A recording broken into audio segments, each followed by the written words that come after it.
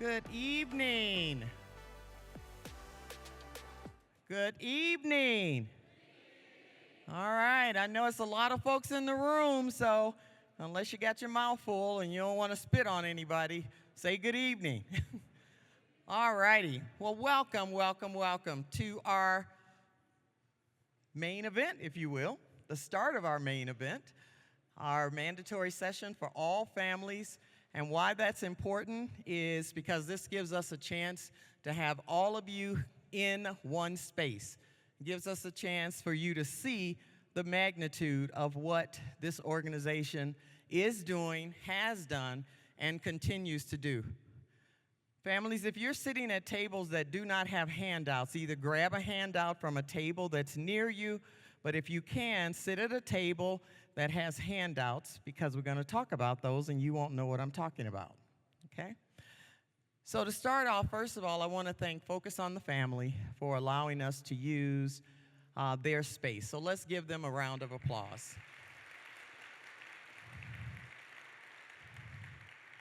When you've got this many people, it's hard to find locations to house everybody in one space. So we were just extremely grateful that they allowed us to use their space. If this had been last week, we would have been in trouble. So we're glad that our event was actually this week. But I want to start with acknowledging the founder or co-founder of Parents Challenge.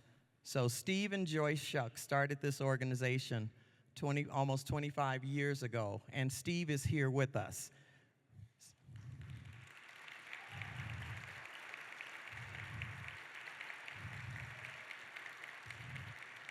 So just know that the vision that him and his wife had to provide this opportunity doesn't come easy, and he certainly, they had many battles in starting this organization, and we've been able to, over the last 25 years, keep offering these opportunities for you, families, that want to make sure that your children have the best education possible based on where you decide that they should attend. So thank you. Thank you, Steve, for being here, and thank you for your vision so many years ago. Just real quick, so we can just do a pulse of the room. If you have scholars that are in private school, raise your hand. Okay. If you have scholars that are in traditional public school, raise your hand.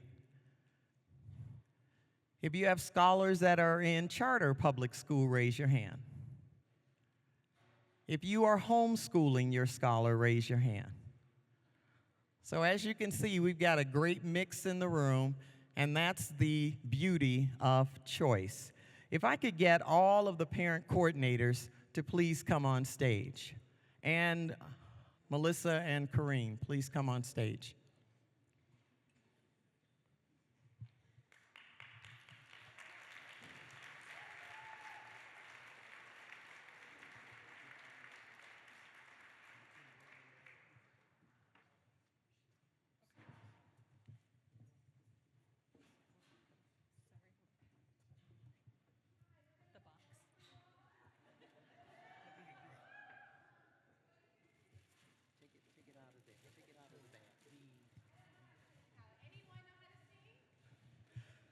There's always one coordinator, always. Can't take her anywhere. All right. Well, this is our mighty team of individuals, and hopefully you know who your coordinator is, because we're going to ask that question quite often. But these are the 12 ladies and their spouses that help us to run Parents Challenge. Now, we have two that aren't here with us tonight. But these are parents in the program, so they're no different than you. They still do all the requirements that you have to do, plus, and plus. And so we are extremely pleased to have them, and many of them have been in the program for a number of years. Some of them have been in the program only 1 or 2 years. But this opportunity came about a couple of years ago in terms of how to create depth in our organization without adding tons and tons of staff. Because the more administrative costs we have, that means the less comes to you. Okay? Now we have, Melissa and Corrine. Come on up, come forward. So these are our official staff members, including me. And we, again, try to do all the things that are necessary to keep this organization running. But I must say that our staff is now going to go down to 2 because Melissa has tendered her resignation from the organization effective the end of this month. So she's going to do some other things, but we thank her for almost 2 years of being with Parents Challenge. So we want to thank you.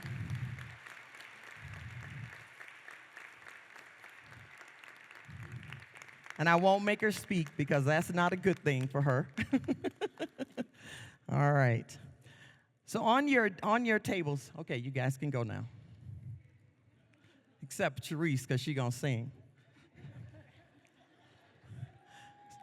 So on your tables, you have a packet of information. I just want to quickly tell you what's in that packet. First of all, there's a chess handout. We have a gentleman who wants to teach kindergarten through 5th graders chess.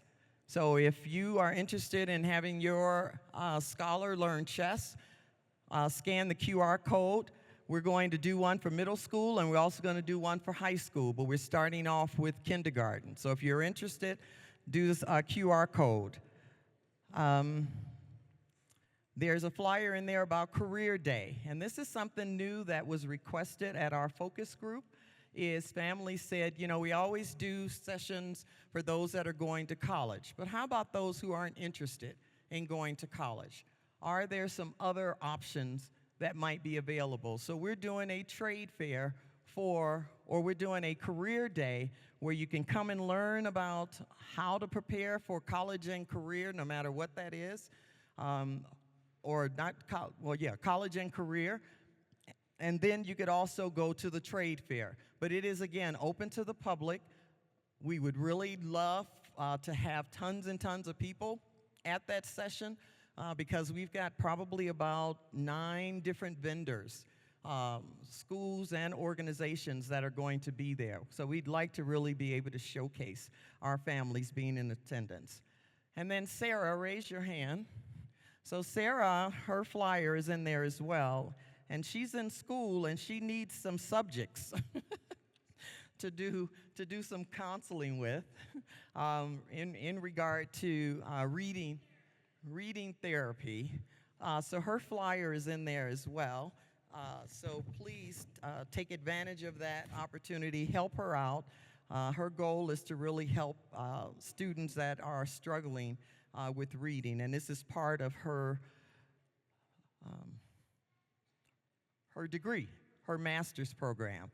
So that flyer is in there. If any of you are interested in being an executive coach for students who have issues with executive functioning, there's a flyer in there on that information also. So again, there are tons of things that are going on, but we tried to just highlight a few things that we thought would be valuable for you to know as we begin the next year.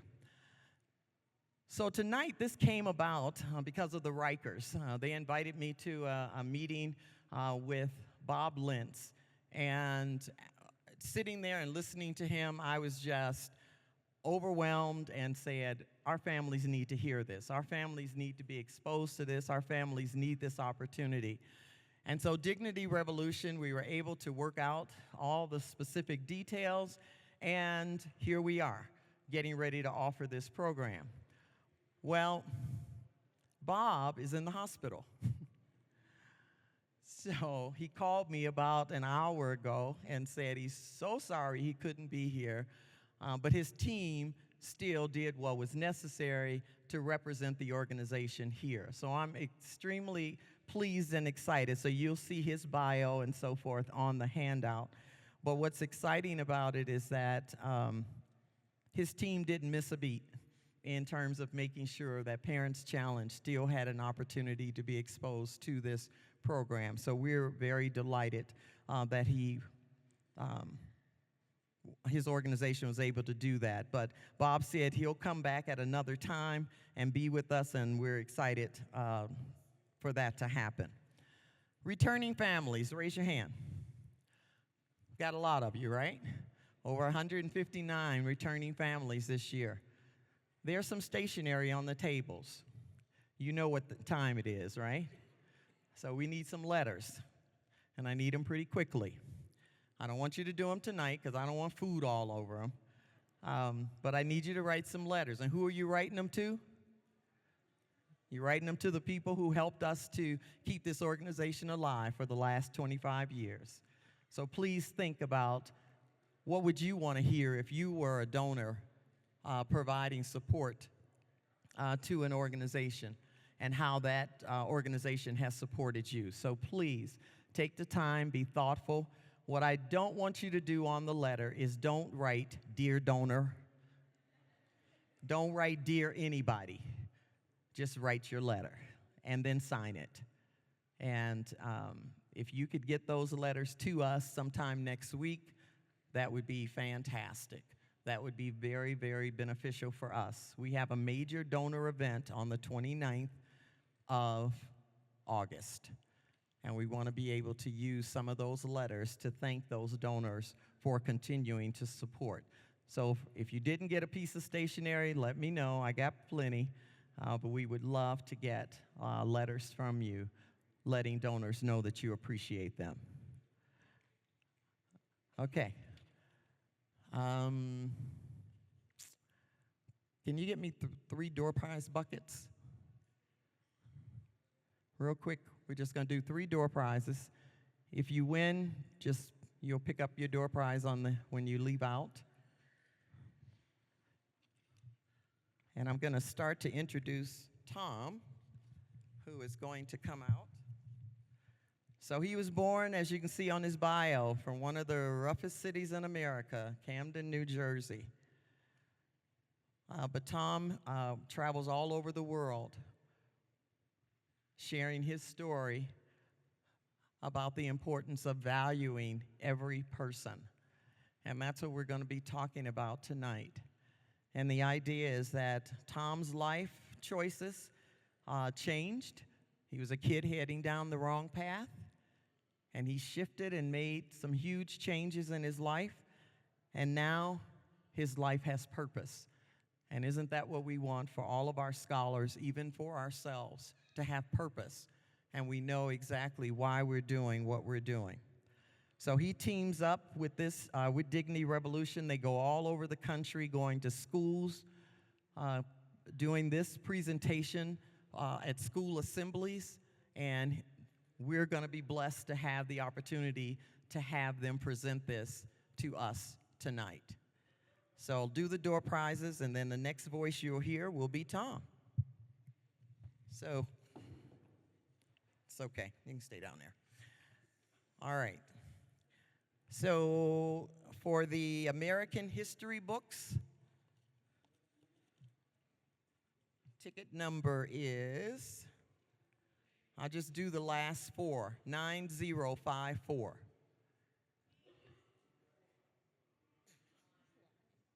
No, it's not. 9054. You got to be in the room. Since nobody else said anything, then Mr. Sanchez, I'll say okay. All right.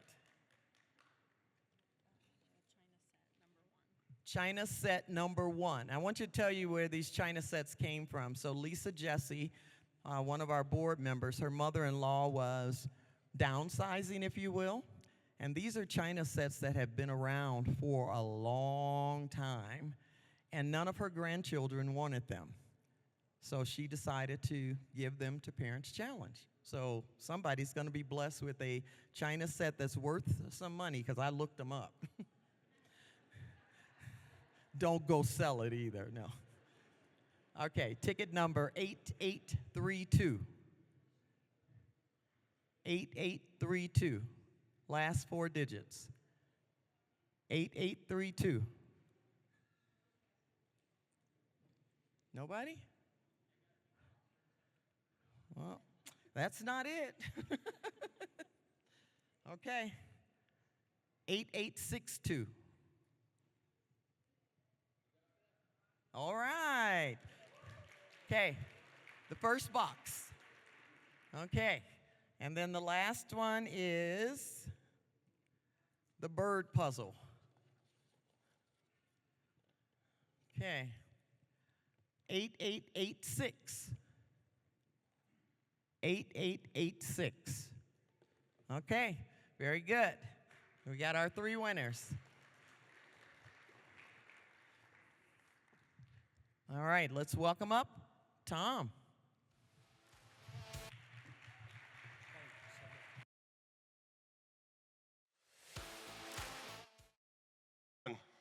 Everybody doing well?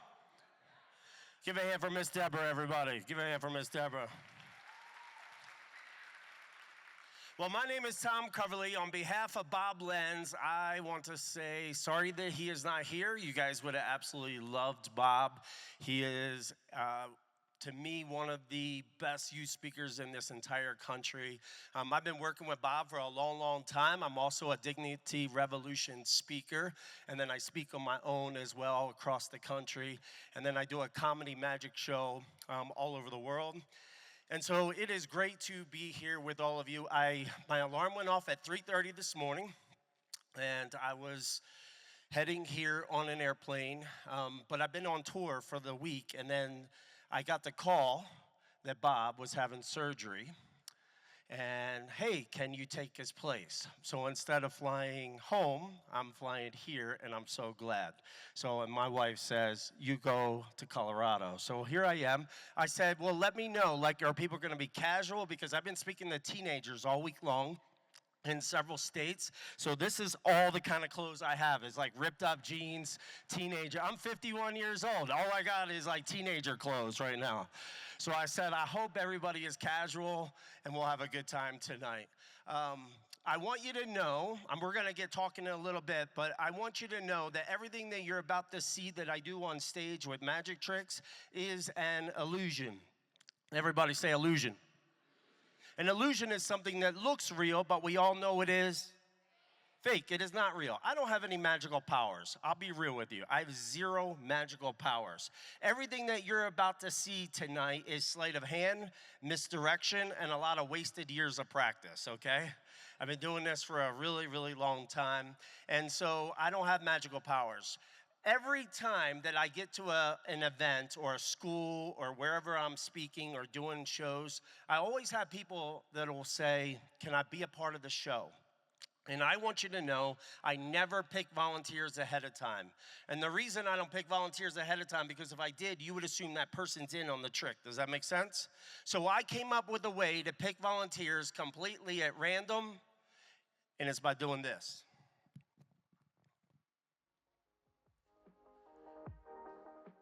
By throwing bricks into the crowd.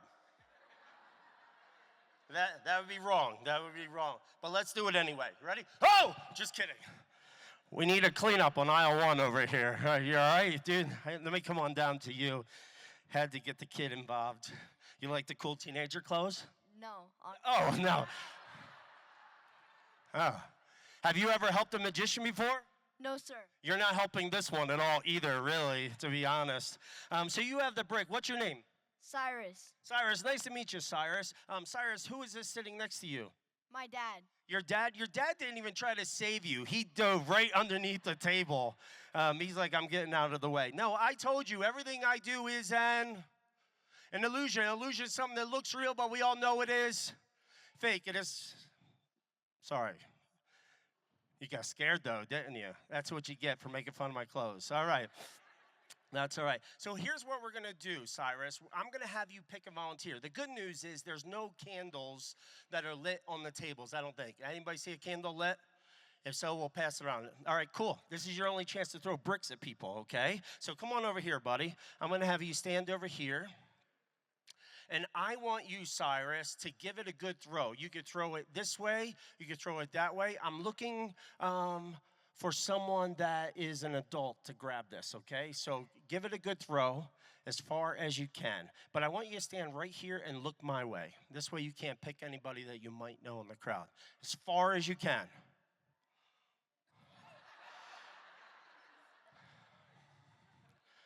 Cyrus, you just hit that dude right in the head. You all right, sir? Good thing it's a sponge, all right? The crazy part is that guy said, ouch, you know? It's great. Where's the brick at? Where's the brick? Cyrus, I asked you to throw it really far. Do you play baseball or anything? No. I could tell. All right, that's cool. Stick to your gifts, all right? That's cool. Cyrus, so it's right there. Where is it? Sir, you have it. Would you like to help or would you like to give it another toss? He's going to help. Perfect. You can go back to your seat. Cyrus, give him a hand, everybody. Sir, you can stay there. What's your name? David. David, nice to meet you. David, I want you to name a two-digit number between 1 and 100, a two-digit number. Go. 73. Is there a reason why you said 73? Like, is it a favorite number, sports number? Totally random. Nothing. I was born in 1973. You good? No, that's great. This kid makes fun of my clothes, and then you, like, yeah, that's great. He's... Wait, Cyrus, see how this is done? Listen. I said if I look that good at 51, I'll be very happy. Yeah, see, it's the teenage clothes, kid. You ready? Come up on stage with me, sir. Come up on stage. Give this guy a hand, everybody. Give him a hand. After you, sir, after you. Watch my hands close. That's going to be super, super important. Cyrus, thanks for being a good sport. All right, perfect. We'll come on over here. And, sir, I'll have you just stand right there, and I'll take that brick, and I'll lay that up here. Now, before every single show, I like to take some money, put some money in my pocket. What number did you say out loud? 73. 73. And there's no reason. No reason. No reason. Remember, I didn't pick you. There's not $73 in my pocket, so don't get excited. But there is some money, and I'm going to prove it. Is there anything in my hand right here? My hands have been in front of everybody the whole time. I'm going to reach into my pocket. I'm going to grab some money out. Before every show, I take some money, just put it in there. Did you get good grades when you were in school? Mostly. Mostly. Did you cheat? No. Good answer. Go ahead and look that way. Don't cheat now.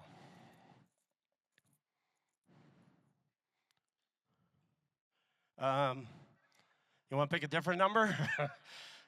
We're going to go with it. We're going to see what happens. You can turn around. I'll put this in your hand. Don't look, though. Perfect. Just close your hands. Keep them just like that. I'm going to empty this pocket just like this, and I'm going to empty this pocket right here. Now, what I would have to do is very quickly from there hide other money if you picked a different number. Does that make sense? So I'm going to jump up and down, and you tell the crowd if you hear any change jiggling around in my pocket. You ready? I don't hear anything. Nothing, right? That's it. So that's all we have. Now, if this happens to be 73 cents, my mind is going to be blown because I have no idea how a complete stranger that I didn't even pick guessed how much money is in my pocket. If it's not 73 cents, then every time they see you around this town, you live here? Yeah. Cool. They're going to boo you for the rest of your life, all right? Perfect. No, we're just kidding. I'm going to put that pocket in just because it looks silly on videos later on when I forget, okay? Open your hand one at a time. One at a time. Put a big coin in my hand and tell everybody what it is. 25. So we got a quarter. 50. Another quarter. Another quarter. We got 50. 60. A dime. Tell them what the coin is. Okay, a dime. What do we got so far, everybody? 70 cents. Education's paying off. Good. Penny. Penny. Penny. Penny. 73 cents exactly. Give this guy a hand. I have no idea how he did it. Give Cyrus a hand because he picked him. I let you keep the money, but I have a nonprofit, so I got to keep all that I can, all right? Keep all that I can. You guys ready for another one? Perfect. These are some tricks that I do during the school assembly to start the show. These are the exact two tricks that I'll usually do. I want to do another one. I have some money, right? I just showed it to you, but I would like to borrow some. The trick that I'm about to do for you is completely borrowed objects, okay? Now, I'm going to borrow a quarter, 25 cents. So is there a lady in the room that has a quarter, 25 cents? 25 cents, you have a quarter. If you do, hold it up in your hand. The first one that's got it, and you're waving it, and I at least see your hand first. Perfect. You got one? Would you like to help? If not, you don't have to. I'll find someone. Yes? Perfect. Come on up here as fast as you can. While she's coming up here, I need another volunteer. I need you to point at the strongest man in this room. I need the strongest man. So if you're sitting around someone that looks really strong, go ahead and point them out. A lot of fingers pointing helps me decide faster. A lot of pointing over here. This guy looks surprised. He's like, me? Some are pointing right here. Let's go over here. A lot are pointing over here. Come on up here, sir. Come on up here. You got a lot of people pointing. You even got the, like, mafia strongman hat going on. Come on up here. Yeah. My mama's full-blooded Italian, so come on over here. You make me feel at home. All right? Are you Italian at all? Are you Italian at all? Oh, no, that's disappointing. Go ahead and switch spots if you would. Switch spots if you would. And I'll get right to you in a second. What is your name? Shaquan. Shaquan, nice to meet you. That's a beautiful name. I got stuck with Tom, and you got Shaquan. All right, that is beautiful. So you have a quarter, and I have a Sharpie. I would like if you would put your initials on that quarter. The heads or the tails, it doesn't matter. You don't have to hide it from me. I've seen this trick before. It's a good one. All right, so put it on the front or the back, whatever you would like, and then do it really dark. Go over it just one more time so it's really dark. And then on the other side, I want you to put any shape that you want, any shape that you want. Take your time. In the meantime, I'm going to talk to this gentleman. Will you tell everybody who you are? Tour. What's your name? Tour. Tour? Tour. Tour or tour? Tour. It's the same. All right. Is this a Colorado thing or you? It's my mom. Yeah, all right. Yeah, it's your mom. That's cool. All right. That's awesome. Tour. I love your name because my social media handle is Tom Coverly Tour. And that, honestly, that's what it is. So you just made me feel at home. This is great. Tour, we're going to nickname you tonight. We're going to nickname you. Your nickname tonight is Hercules. Everybody say, what's up, Hercules? Hercules, show them why they pointed at you. Show them why. Hold the pose. Hold it. Hold the pose. Arr. That was awkward. I'll try not to do that again. All right. Just stay right there, Hercules. You have the quarter. I'll take the Sharpie. And if you don't mind, can I grab your left wrist with the quarter in it, in your hand? And I'm going to come over here because I don't want to touch the quarter just yet. All right. I want you to show Hercules, otherwise known as Tor or two something. All right. And then we have a shape on that side. Is that a square, diamond? I guess it depends what angle. And then turn it over. What else do we got? SMS. Your initials. Perfect. Will you recognize that later on when you see it? Perfect. We know he's strong, but we don't know about the eyes. Show him a little closer in case the eyes hurt. Perfect. You'll recognize that again? That is perfect. I'm going to have you stand right back in that spot. There's one more object I am going to borrow, and I asked if they would supply me with a 12-pack of soda. So here we have 12-pack of soda, and your job, Hercules, is to examine and make sure it's never been opened before. Go ahead and check that out. Look good? Yep. Perfect. No holes. There's a handle right here. Take the handle, lay it on the ground, handle side up, and I want you to pretend you're at home. It's the middle of the night, and you're really thirsty. You wake up, you go into your kitchen, you grab a 12-pack of soda out of the refrigerator, and you lay it on the floor. You're so thirsty, Hercules, that you're willing to drink 7-Up, zero sugar. The drink of choice for Hercules. Boop. I lied. All right, you ready? So I want you to take this 12-pack, and I want you to tear that bad boy open all over your kitchen floor, just like you would at home because you're so thirsty. But I got a rule. You're going to keep it super low to the ground. Otherwise, cans go flying and punch people in the face, and we don't want to do that. So keep it right on the ground, low, low, low, like to the ground. Yep, all the way to the ground. Is it hurting your back, sir? All right, perfect. Oh, there you go. Give him a hand, everybody. Give him a hand.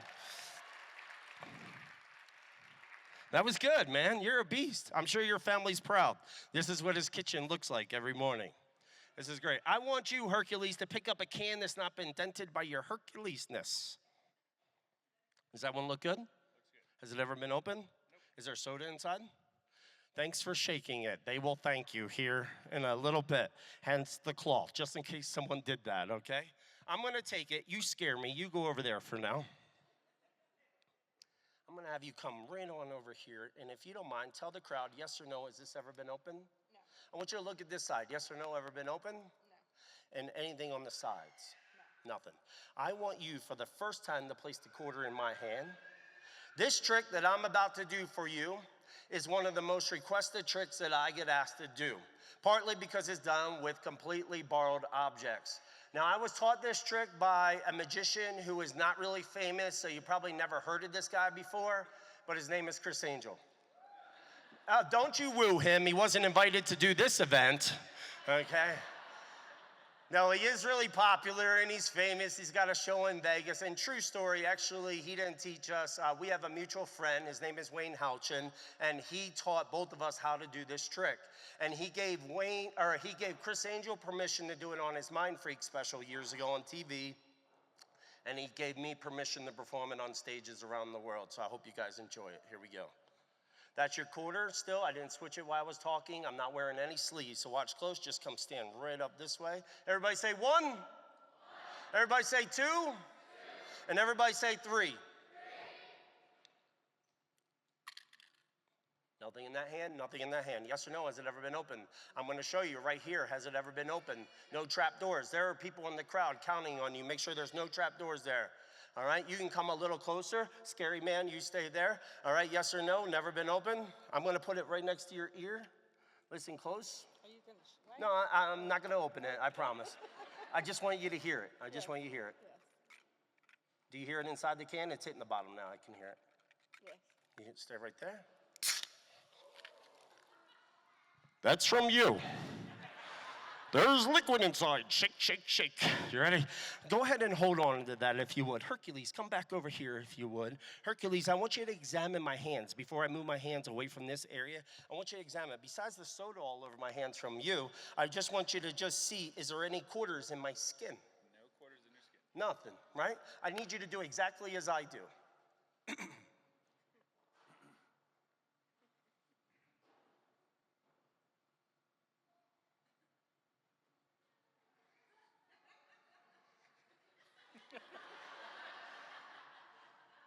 That had nothing to do with it, but it was cool. Perfect. Stay.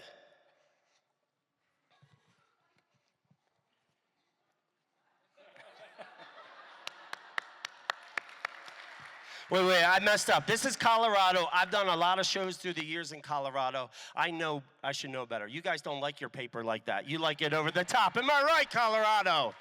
Perfect. Perfect. Have you ever been a paper towel holder before? No? First time?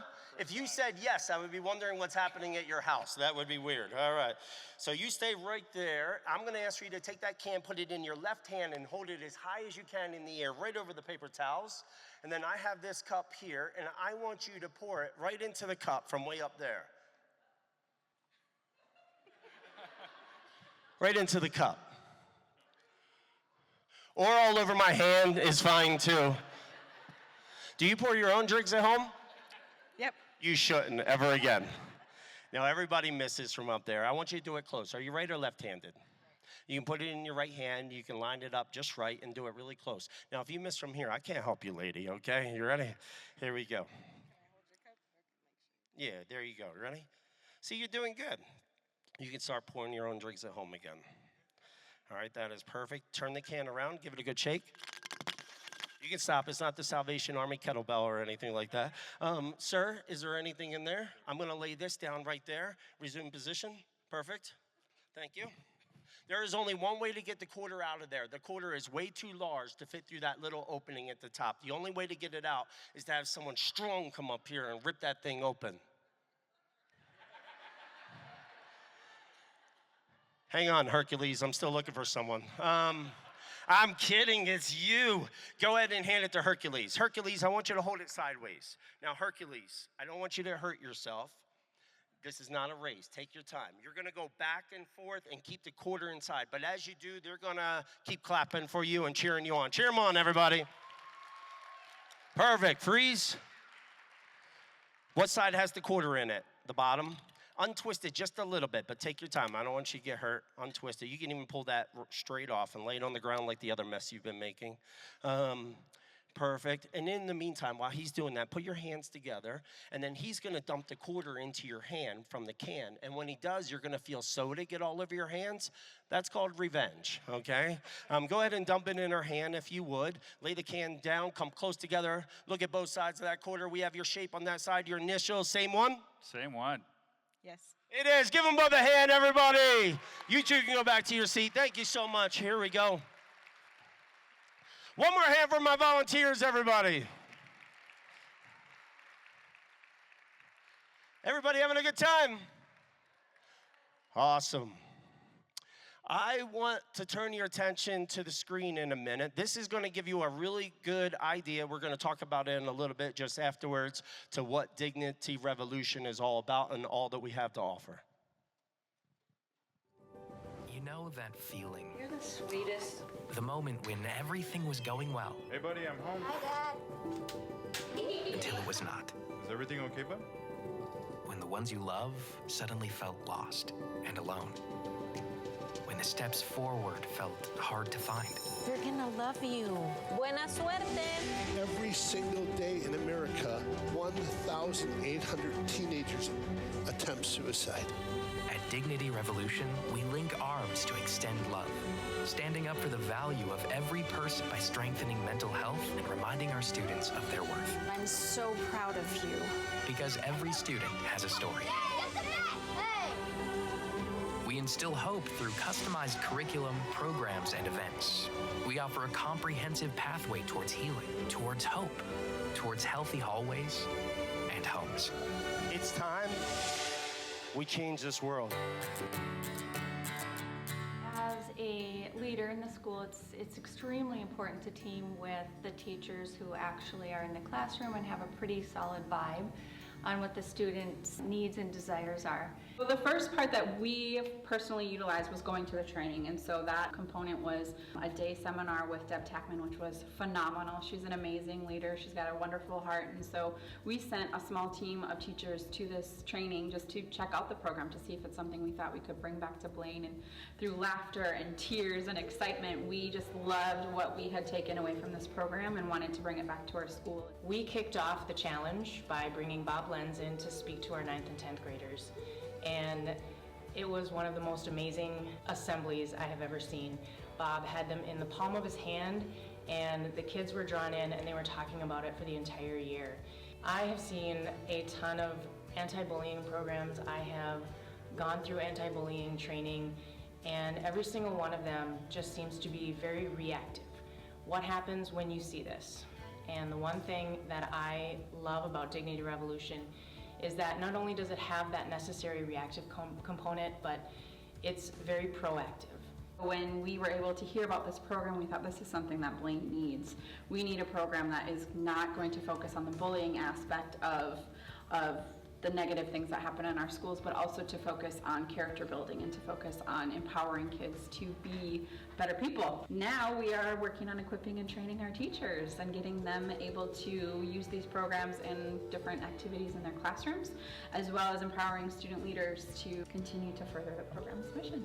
I feel like I am ready to train my students and to give them the skills and the words that they need to stand up when they are the target of bullying or when they're being made fun of. I feel like I can intervene on behalf of my students when I need to.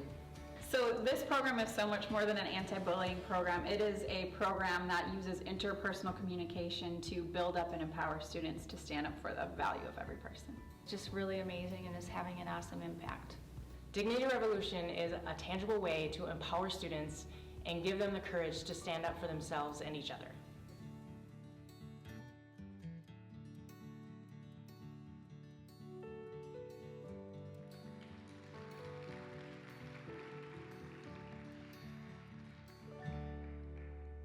Hey, buddy, before I get on with the rest of the presentation, you were such a good sport that I signed one of these cans for you to take home.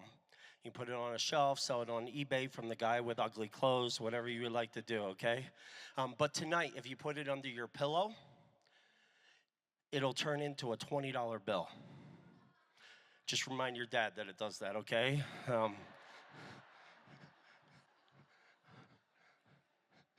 touche.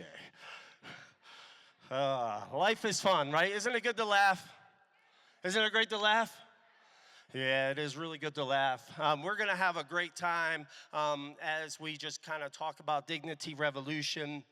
But our vision is simply to teach kids to stand up for the value of every person. Every person in this room has value. Every single person has value. And when we see value in other people, we'll talk about it in a bit, it changes the way that we react to people. It really, truly does.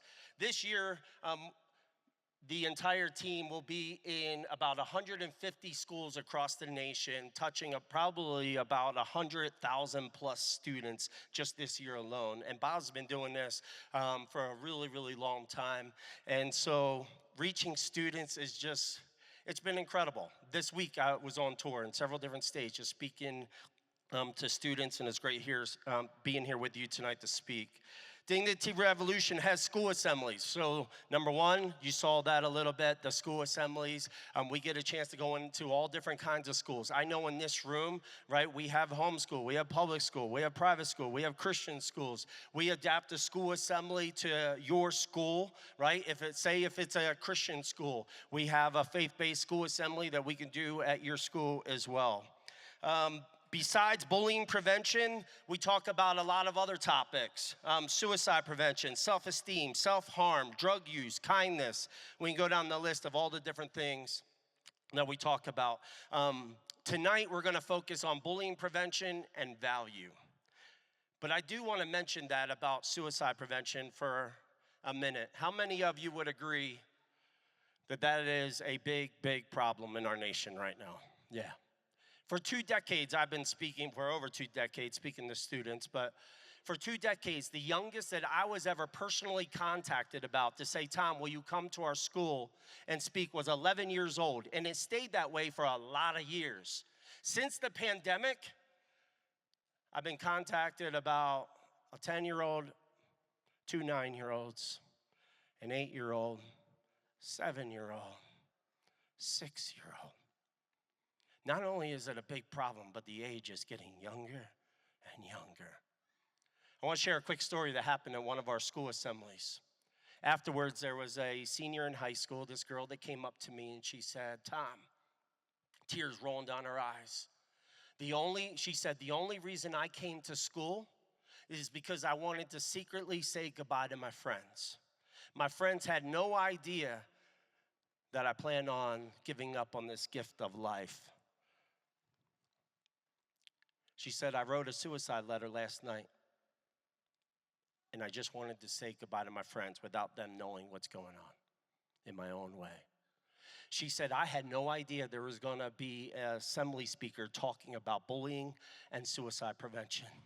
She said, Tom, I'm bullied so bad that I just thought, I believed all those illusions, all those lies, that everything that people said about me, I took that on as truth, and I thought there was no way out. And today I realize truth and reality. Today I realize truth that I do have a purpose. Truth and reality is that people would miss me if I'm gone, right? She was believing that nobody would care if she was gone. And then sitting in that assembly, she realized there are a lot of people that would miss her. She said, tonight, I'm coming to the event tonight, because sometimes we'll do a family event in the evening time. She came to that family event with her mom. That mom had that suicide letter in her hand, crumbled up in a ball. Let me just tell you, that was a thank you hug that I will never forget the rest of my life. I could not understand a word that mom was saying because she was sobbing so bad, but I did catch the words, thank you. And then after she composed herself, she said, I truly believe my daughter would not be here today if you all were not in this school today. And that's the kind of impact that Dignity Revolution is making across this country. And I'm proud to be a part of it and to be a part of the things that Bob Lenz and the entire team is doing through Dignity Revolution. I do want to tell you a little bit about myself. I'm married. I have 3 kids. I have a 26-year-old daughter, and she is married. She lives in San Diego, California, and I'm now a pop. Yes, you can clap for that. Yes, I'm a pop-pop, so I have a 3-month-old grandson, so I'm super, super excited about that. I got to fly out there. I was speaking at a youth camp in Utah, and so just detoured out of the way, took another flight, and San Diego, got to see my little grandbaby. I have a 24-year-old son. He lives in Pensacola, Florida. And he was living with me up until just a couple years ago. Yippee for me. And so that was fun. And then I have a 12-year-old daughter, and we homeschool. I shouldn't say we, I just principled the kid. My wife homeschools her, and we tour together full-time on the road. 9 times out of 10, she's with me on the road, but there were a whole lot of one-way flights on this week of tour, so she just stayed home. And because my daughter was just starting her first week of homeschool. My wife speaks at women's events across the country. She's also a music artist. I mean, she's done American Idol. She's done The Voice. She's done a lot of cool stuff. And she's my tour manager when we're out on the road. So we get to do this as a family and absolutely love it. But I wanted to tell you about my kids as we get talking about this, that we're in this together. We're in it together. If any of you were to ask me, Tom, what do you think your greatest success is at 51 years old? Of all the things you've had a chance to do, what do you think your greatest success is? You know what I would tell you? I think I'm a great dad. I think I succeeded at being a really good father. Yeah, you can clap for that. But I'm going to cut it off real straight because there's a but. But if you were to ask me, Tom, where do you think you failed the most? Where do you think you messed up? Where do you think you can improve the most? You know what my answer would be? The same, being a father, being a dad. How many parents relate to that? Feel like you're a good parent, but then we mess up a lot too. We're in this journey of life together. I'm not the kind of speaker that's going to stand on this stage and act like somehow I'm here and everybody else is down here. We are in this journey of life together, and how many will admit it is hard? It is hard. It is really hard. So we're going to get talking about some things. I want to give you a little taste of what a Dignity Revolution assembly is like. I get a chance to do a couple tricks, and then I get a chance to talk to the students.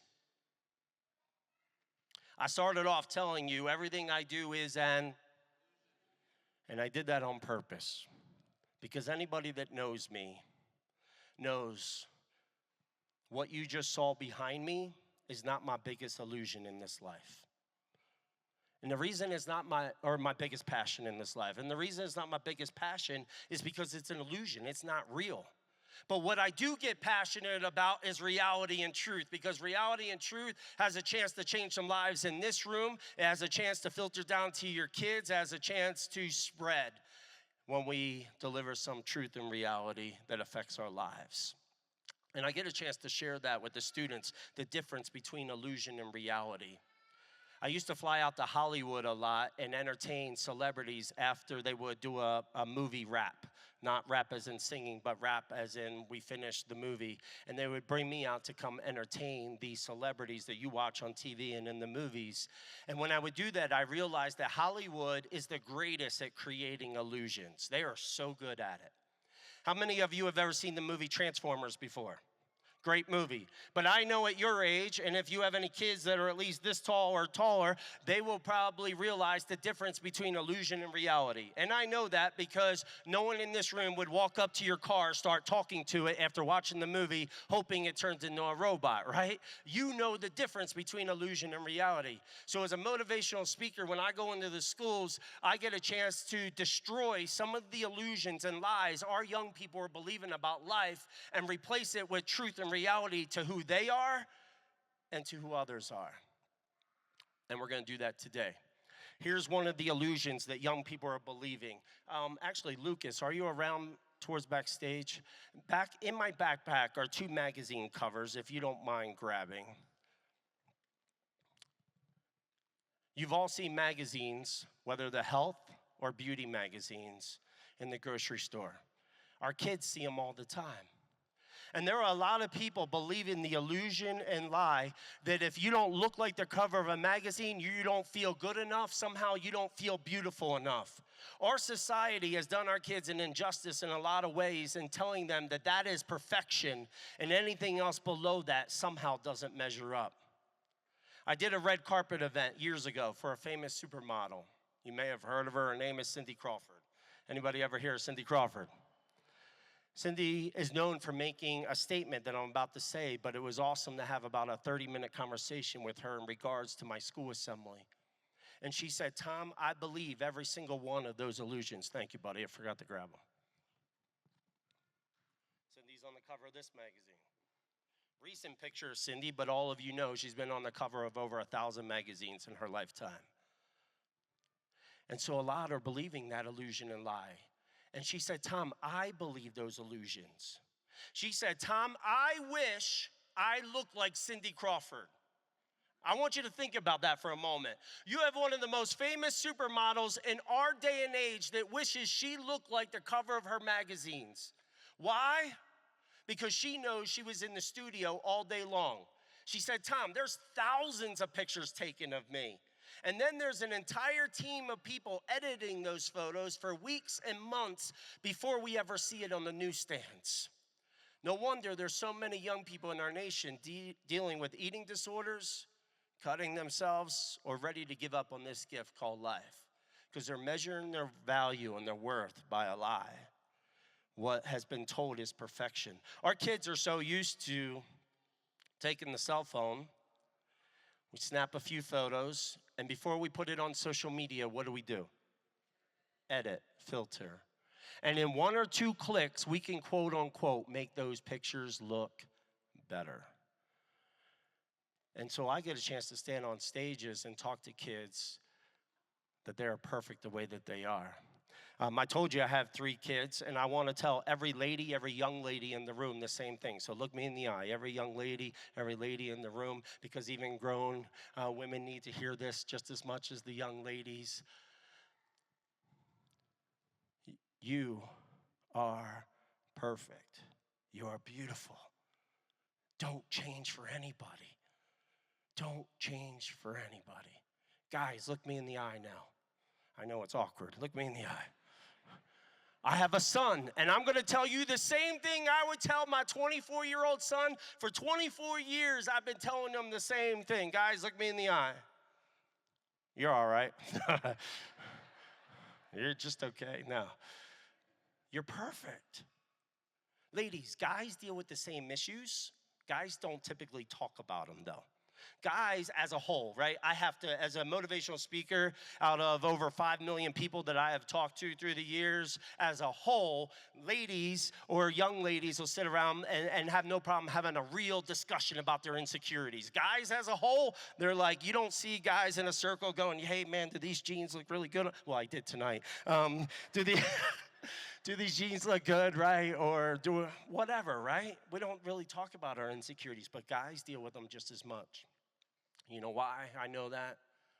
It's because my wife and I, we tag team returning messages. She returns all the girls' messages that come across through social media, and I return all the guy messages that come across social media. And it's amazing, just as many guys across this nation are dealing with those things that I talked about. It's a struggle. You see, I truly believe that you have to learn how to respect yourself in order to respect other people. When you see value in yourself, then you realize if I'm perfect the way that I am, then that means the people around me are perfect the way that they are. Does that make sense? So another illusion and lie that a lot of our young people are believing is this. And my hope in all of this is that you take some of this and you go and talk to your kids. You're at the grocery store, you're in line, you have that conversation as you see that beauty magazine, that fitness magazine. Take what I'm saying and just have those conversations at home. But another illusion and lie that our young people are believing is that somehow it's okay to look at another human being, degrade them, slam them, put them down by the way that they talk, by the way that they walk, by the way that they dress, the color of their skin, whatever it is. We can go down the list of all the things that there are some people that literally think it's okay to make another person feel awful about themselves. But truth is, it's never okay. But truth is, words hurt for a long time. I'm going to prove it to you. I want you to imagine, even every adult in this room, back when you were this tall, you're in kindergarten, you're in first grade, second grade, all the way up through middle school, which is, I think, one of the most cruel ages on the face of the earth because there's so many changes going on. So if you're raising a middle school student, you're in that, you're not alone. And then through high school. I want you to think from childhood all the way to the age you are now. How many of you remember someone saying something hurtful to you and you never forgot it to this day? Put your hand up really high. Look at all the hands. Another illusion that we believe is that we never have to apologize for the people that we hurt long time ago. I just proved to you they didn't forget. I encourage students to make apologies. And it's amazing, through the hallways, through the conversations of teachers, principals will say, there are so many students hugging it out and making apologies that we have never seen. It's changing the atmospheres of schools. Dignity Revolution is literally changing the atmospheres of schools, and we're watching it happen right before our eyes. So I encourage you, even as adults, because our kids are watching us. They're watching how we treat people. We're watching how kind we are to strangers. They're watching how we are in the grocery store line, how we are when we're driving. They're watching our every move. You want to set the example good for your kids? Say, look, there was this person back in high school. Maybe you see them on Facebook. Just a simple, I'm sorry. Be real with your kids. I've done the same thing with my kids. I've been real with that to say, I reached out and apologized to someone years ago. And I want you to know that the things I said were absolutely cruel. Do you know what that does for your children? The kind of example that that sets. I want to explain or share a story that happened to a family that I knew very, very well. This kid was 16 years old, and he got in an argument with his mom. And he told his mom that he hated her. I hate you. I hate you. As she was going out the door, he yelled to the top of his lungs, and he said, I hate you, and I hope you never come back. And I just want to tell you, he got his wish that day. And without getting into a long story, because we have little sensitive ears in here, but I do want to just say this. I was at that funeral. And I watched that 16-year-old get up from his seat, and he reached over to the casket, and he just began sobbing as if nobody else was in the room. He had hundreds of friends there to support him, and he just began crying, I love you, Mom. I'm so, so sorry. Please forgive me, Mom. I don't hate you. I love you. And he just cried, and then he stood before his friends, and he said, I want you to go home, and I want you to tell your mom how much you love her. He said, because I have to live the rest of my life knowing the last words out of my mouth were, I hate you, to my mom. Oftentimes, when I'm doing the high school assemblies, and I get a chance sometimes to share that story if there's time, or if the school wants me to share that story, I ask kids to make a commitment. Integrity, character, honoring your word means everything to me. And I ask them, only raise your hand if you mean it. I'll respect you just as much if you keep your hand down. How many of you will text your mom and dad the first chance you get and tell them how much you love them? I mean, it happens so much in schools. Sometimes parents are calling schools in the day and age we live in, and they're like, is everything okay at the school? My kid just texted me, I love you. Yeah, everything's okay. There's a motivational speaker, and he's just, yeah. That's a good phone call for administrators to get. They love that phone call. They love that. They love talking about it. But I also tell the kids it shouldn't be a surprise that you're telling your mom and dad how much you love them. I also ask them, take it a step further. How many of you will go home and put your arms around your mom and dad and give them a hug? Hands that go up. And then I say, how many of you have said some things, you've done some things that you're not proud of? This life is too short to hold on to grudges.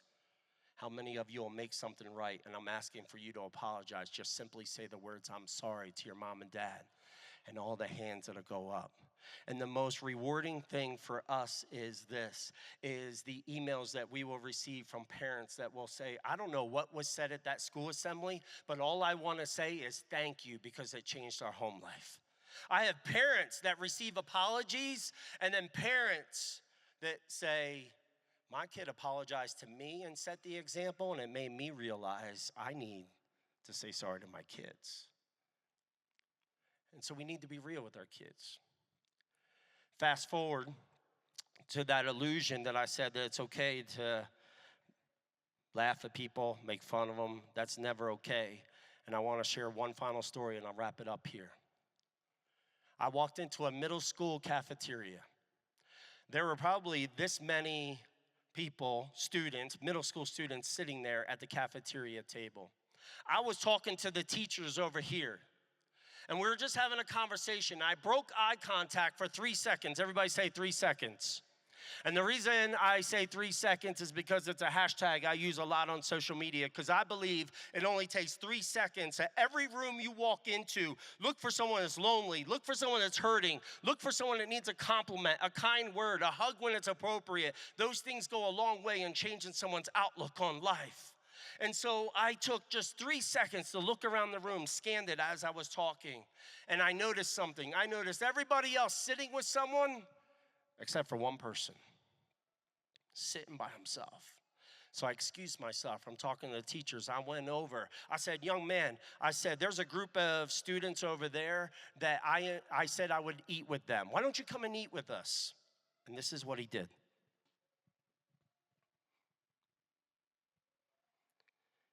He just shook his head no. He wouldn't even look me in the eye. He was scared. And let me tell you why he was scared. I had no idea. If I knew any of the things I'm about to share with you right now, I would have just sat and ate with him. But I wanted him to meet some friends that day. I later found out afterwards. Some people thought it was funny on Snapchat, which, by the way, parents, monitor your kids on apps. Some people thought it was okay on Snapchat to take a video of him when he wasn't looking, and said some of the most horrible things you could ever say to another human being. I can't even say them in this crowd, but I will share one since we kind of touched on that subject a little bit. They said, and I'll say it the nicest way that I can say it, is that you should just give up on your life because not even your own mom and dad would miss you. Who says that to another human being? No wonder he was scared. And then I later found out that group of jocks over there that had been ripping on him since they were in first grade, second grade, third grade, fourth grade, fifth grade, sixth grade, seventh grade. Here they are, eighth graders, still ripping on this kid. No wonder he was scared. Again, I didn't know any of that. So I asked him again, man, come and eat with us. And he shook his head no again. So this is what I did. I picked him up in his chair with him in it. And he was a big old eighth grade dude. And I picked him up and I put him over my shoulder. And he's leaning all against me. And I carried him across that whole cafeteria over to that other table, and I plopped that boy down, and I said, these are your new friends. I said, guys, will you do me a favor? Every time you see him, will you look out for him? Guys, every time you see him, will you please just have his back? You know what they said? Mr. Coverly, you have our word. They were in the assembly earlier that day. I stuck around to have lunch with students because I was going to be speaking in the high school later. They said, we'll do that. I got a phone call at the end of the school year. First of all, I listened to them one at a time apologize to that kid. And I thought, very sincere. I got the phone call at the end of the school year, and it was the principal. He said, Mr. Coverly, do you remember picking up the kid in the chair that you carried across the cafeteria? I said, I remember because it hurt my back, and I'll never do that again. He said, Mr. Coverly, you remember how he would walk through the hallways just dragging his feet. He would look at the ground. He didn't have many friends in the school. He had no confidence. I said, I remember. He said, Mr. Coverly, you should see him now. He's the energy in the school. He walks through the school with a smile. He walks through the hallways. He's always running around high-fiving everybody he can. He's got so much confidence now. Why? Because of a group of guys that decided they have value, and so does this kid. He has value. That's worth applauding about, right? Come on. He's got value. And they saw that in him. Even that day, because there's a lot of our kids that believe the illusion that you have to have a lot in common with someone in order to be their friend, in order to be kind to them even. And I tell them all the time when I'm in the school, it's okay to have friends that you have the same thing in common with. That's okay. Because the same is true as you go off to college someday. The same thing will be true as an adult. We all have people we love hanging out with because we got the same interests and things in common. And I tell them that's okay. But what's never okay is to treat the people outside your circle different than you would treat these people. Does that make sense? And these guys saw that they had nothing in common. These guys are jocks. This dude in gym class is the kind of kid that, like, if the ball's coming his way, he turns his head just so he doesn't have to look at the ball, so he doesn't have to pick it up, right? He's afraid of the ball. He don't play sports. I listened to them talk. They were trying to find common ground with this kid. They couldn't. They did not have much in common. It was a very awkward conversation, I'm not gonna lie. But then one kid spoke up and he said, we do have something in common. This is coming from an 8th grade boy. He said, we're all human beings, and when one is hurting, we're all gonna hurt. We're gonna have his back. And these kids did. You have value. Your kids have value. We wanna teach our kids that others have value. I get a chance to stand on a lot of stages and hold a lot of microphones in my hand. I get a chance to stand on a lot of these. But you don't need a microphone and you don't need a stage to stand on to make a difference in anyone's life. Every single day, if we could teach our kids and as adults apply this in our life, every single day, from the moment your kids get on that bus to look around for how many seconds? 3 seconds. Look around for someone that's hurting. Look around for someone that's lonely. When your kids get in the classroom and instead of chatting with their friends before the bell rings, I encourage students to, look around that room for 3 seconds before that bell rings. Go say something kind to somebody. Just a simple, kind word.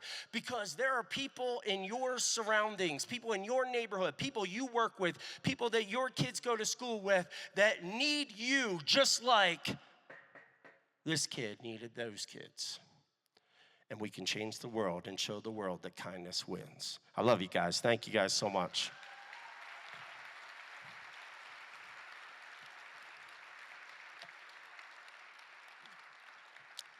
We are about to do a Q&A. All right. But you have one, Lucas has one in his hand back there. If you'll hold that up, it's a bookmark. And on the back of that bookmark is a pledge. And we encourage students. Lucas, do you know how many students so far have taken that pledge? All right, 80,000. 80,000 students have taken that pledge across the country, not just students, but parents. And we're gonna encourage you to take that pledge as well. You can go to dignitypledge.com. We would love to put a bookmark in everybody's hand back at that table. Lucas is right behind that camera. He has a table set up. And here's what I would like to do. We have one of Bob Lenz's books, and we would like to give you a free copy of that book while supplies last. For the first people that it won't take you long. Adults, you could do this. Go to dignitypledge.com. Take that pledge right there. Read through those things. They're simple. And then go ahead and submit that pledge, and then we'll give you a free copy of the book. Does that sound good? Perfect. Thank you guys so much. Miss Deborah. How many of you are going to hug your kids who are here in the room? How many of you are going to go home and hug your kids? Tell them how much you love them? Okay, how important they are? We sometimes forget they need to hear that, because sometimes they don't hear always nice stuff. And that's what Tom was trying to remind us of. It's our responsibility to make sure that our kids feel safe and whole and feel valued and know that they are your most important asset. Most important, more important than anything you could have, that should be your proudest achievement, is having your children. So we want to open it up for any Q&A. So if I could get 2 coordinators to go back to the sound booth and get a microphone and see if we've got any questions for Tom. Any questions, just raise your hand. While you're thinking of any questions, if you don't mind, we're corrected. I just got a text from Lucas. He looked it up. Over 142,000 have signed that pledge. Over 142,000 across this nation. Could we get a copy of that bookmark real quick, Lucas? Is it on written on there? Any questions for Tom? Raise your hand. We got microphones in the audience. Okay, right here. Use mine. Just so everybody can hear you, if you don't mind grabbing that. At what age did you change? What age did I change? Yes, I was 13 years old, and growing up in Camden. Camden is known as one of the worst cities in America. It's been on the top 5 list since I was a little kid, and it is to this day one of the top 5 worst cities in America. It's this was 10 years ago, a statistic. They said if you walk into the city during the daytime, you have a 1 out of 11 chance of a violent crime happening to you. The police department's not even there. The state took it all over. And that's the city that I grew up in. And so at a very young age, I was learning how to do everything that I shouldn't be doing and getting involved in a lot. And then someone spoke some truth into my life. And it made sense. It clicked, right? Sometimes moms and dads don't get frustrated at sometimes it seems like our kids aren't listening, because sometimes it just takes another voice. They are hearing it, but sometimes it's just that, like watering that seed, right? And then eventually we come across and someone else says it and it's like, whoa, it makes sense. And then I'm going, wait, I've been saying that for years, man, right? But it clicks, and my mom and dad raised us the right way. We chose to do all those different things, right? How many of you, without putting you on the spot, I'm not gonna ask for your story, but have kids that have chose different paths? We'll just put it that way. A good and head in the wrong direction, right? Listen, that's no reflection of you. Like, we can raise our kids a certain way. My mom and dad raised us a certain way not to be that way, yet I was choosing that route. And they were trying to speak some truth in my life, yet someone else came along and spoke that truth, and it transformed my life and changed me. Did I change right away? No, I didn't. It took a lot of my high school years, even into college. I was in a Bible college. I almost got kicked out because I knocked out my RA, because I learned how to fight with this my whole life. And so you don't change right away. It was actually by the middle of my sophomore year in college that a guy came along my side and meeting with me every week to hold me accountable. And he spoke some truth into my life. And one day he said, man, I'm tired of pouring into you. You keep just choosing the wrong path. You're looking for an excuse to fight all the time. You're looking for an excuse to go do all these things you have no business doing. And he said, I want you to either go in there and go live it out. Go live it out for this life. Go live it for God, right? And he said, or go live for yourself. Pack up your bags, leave college, and walk away from it all forever. And I was like, man, I just sobbed that day, because I'm like, man, you are right on. You are choosing, because I don't want to play games anymore. I want to live the right way.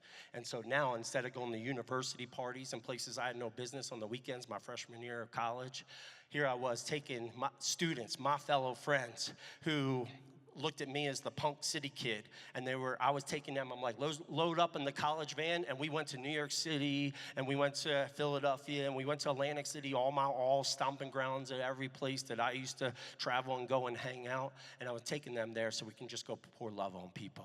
And that's what I did for the rest of the years. So never underestimate the voices in your kids' lives. Okay. All right, anyone else? Got a question over here? How do educators approach you if they're interested in bringing your program to their district? I Talk have a to grandkid Lucas. that cries a lot, so it's really hard to hear you. How do educators approach you if they're interested in bringing the Yes. program to the district? Myself and Lucas will be back at that table right there. So literally, Lucas right there. Wave your hand like this so I can see you. Lucas, his table's right behind where he's standing right there. Come see us over there. All the information about Dignity Revolution, the school assemblies, the trainings, everything is back on that table. And then the information, the website, I believe, is on those pamphlets as well that you guys have. So thank you. No, please bring us out. Bob speaks in the schools, myself, and we have other speakers. So you can even request what speakers you want. Bob does most of them because I am out on the road doing my own as well. But if you want to book, please do it through Dignity Revolution. Absolutely. Got another question? Does your program, is it just like a one-day like inspiration story, and at times that can like die off, like it seemed that great, people are pumped, and then afterwards. So my question is there any follow-up with your program, like mentorship? Like you said, you were poured on, but you didn't change right away. It was until that mentorship and that follow-up and that accountability.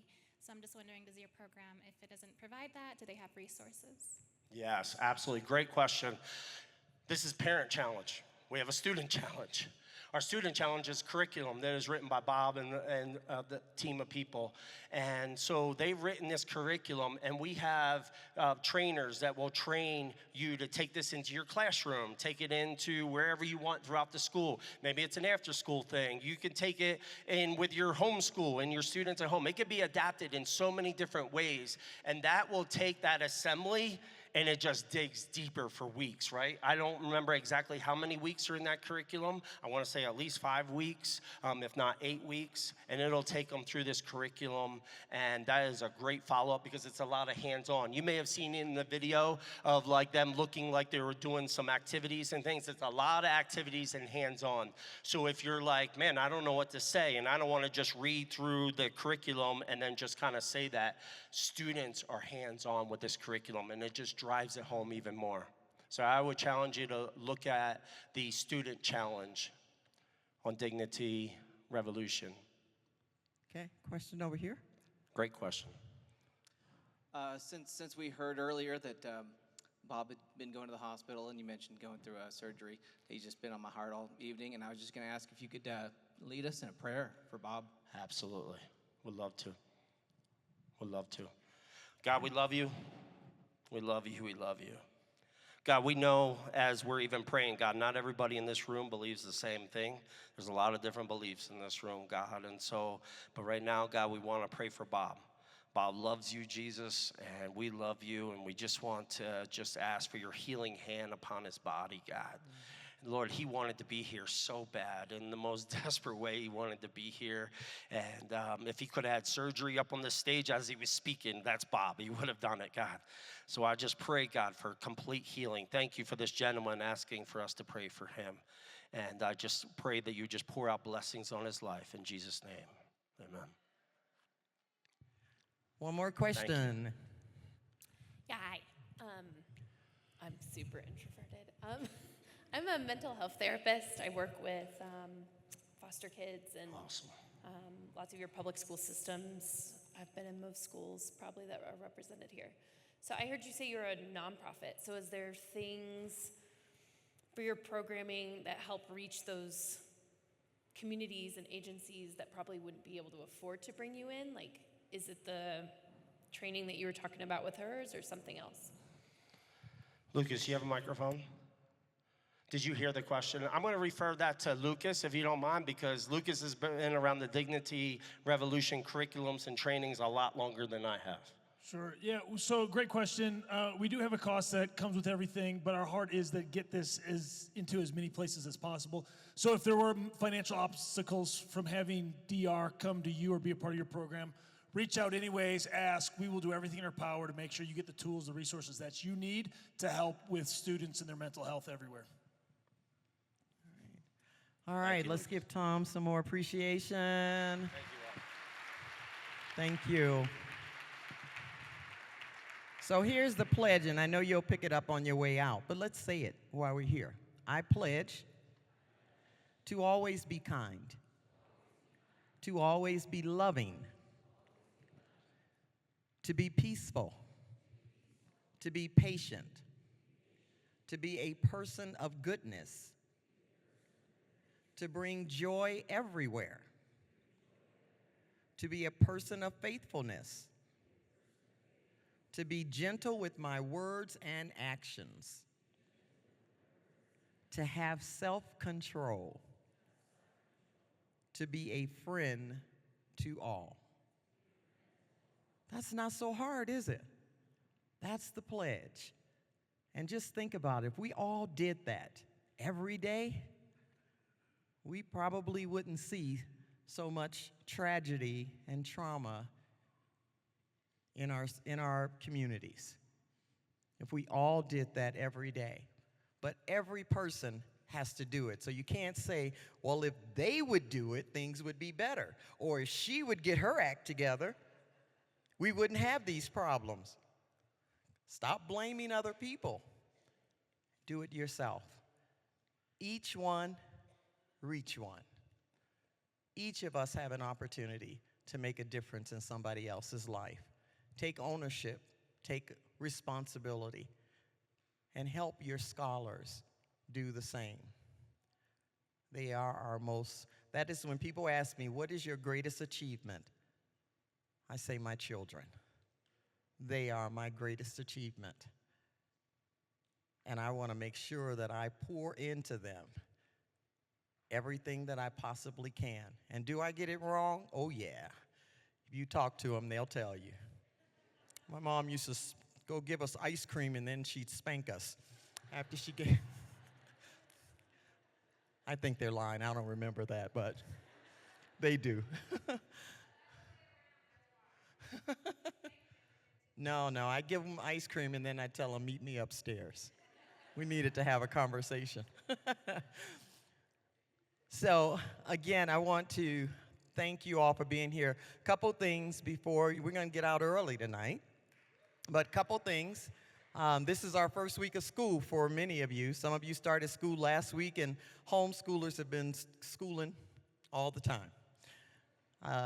But a couple of things, that if you came in late and you did not check in and you want credit for this session, make sure you see your coordinators, because otherwise we won't know that you were here. So if you did not check in with someone downstairs because you arrived late and they were already gone, please make sure you check with the coordinators so you can get credit for tonight's session. Oh, well, we'll do that for sure. So we've got 4 more door prizes that we're going to do. And the first one is the Welcome to Heaven puzzle. And the number is 8930. 8930. Okay, all righty. Okay. Then we have the winter scene puzzle. Oh, sorry. Oops. 9027. 9027. Okay, excellent. I won't dump this one first.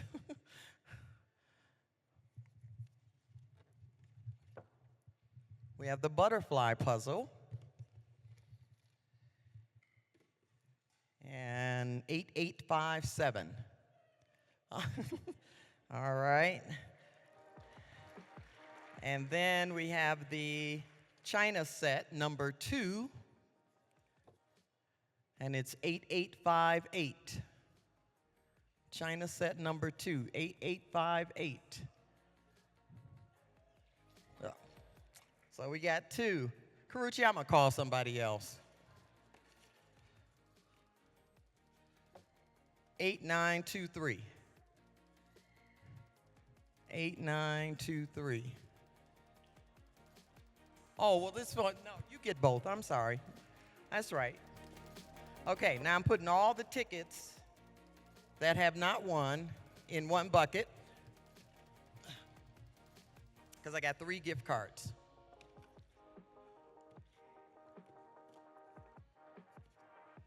All right. Okay, the number is 8845. All right. So you've got Starbucks, Panda, or DQ. Which one? DQ. Okay. All right. Next one is 8880. 8880. Oh, well.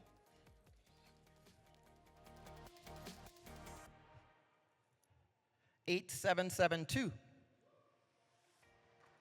Okay. Starbucks or Panda? Panda. Okay. So we got one more. 8812. Oh, wow. Okay. There's Starbucks. So a couple of reminders again. QR code. Please scan the QR code on the agenda to do a survey for tonight. Please do that before you leave, because when you leave, you don't remember us and you don't remember to do it. So scan the QR code on your agenda so we can get your feedback on tonight's session. And just like you're told at home, please clean up after yourself, because Molly the maid doesn't work here. So please make sure that your tables are totally empty other than the centerpiece. Returning families, please remember to take stationery to write us a wonderful letter. Do not address it, "Dear Donor." Just write the letter, and we would love to receive those on next week. Parent coordinators, please stand so people can see you who have not checked in yet, so that they can get their name on your roster for tonight. Any burning questions? Remember, yes.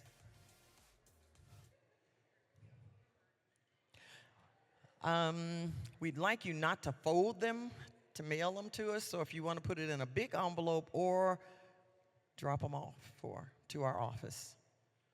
Drop them off to our office. Or the other thing you could do is that you could drop it off at your school, and we'll come and get them at your school. So if you want to leave them at your school, if you're at a school, leave it at the school office. We'll let them know, and we'll come and get them. Say that again. Sure can. Yep. All righty. Thank you for being here.